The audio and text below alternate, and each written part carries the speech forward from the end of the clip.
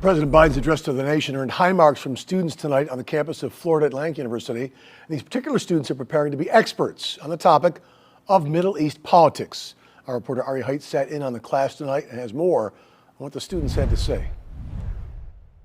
This Middle East politics class here at Florida Atlantic University has been a little different this semester. Instead of just learning about the subject, they've been living the next chapter. And the President of the United States talking about it, that's just the latest lesson.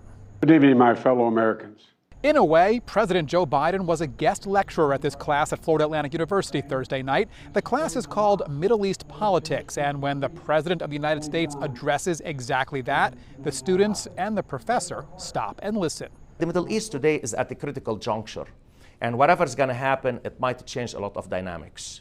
The students all say they were pleased with what they heard the president say, more specifically, what they saw as an attempt to de-escalate tensions. I think it's very important to highlight in these trouble and tough times how important it is to shed light on having peace. We should work on conflict resolution and working towards peace rather than amplify already existing tensions.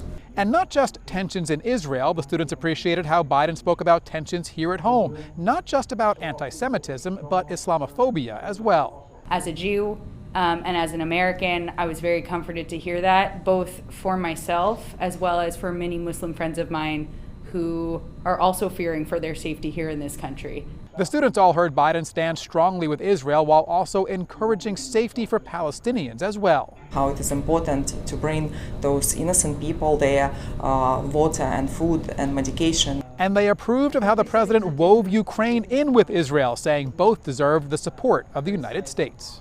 I believe the president did his best to reassure the American people that we would stand by our allies. And one final note, I asked the students if they thought the people who need to hear this message of peace are actually listening. They told me that we'll just have to wait and see about. In Boca Raton, Ari Height, WPBF 25 News. Thank you.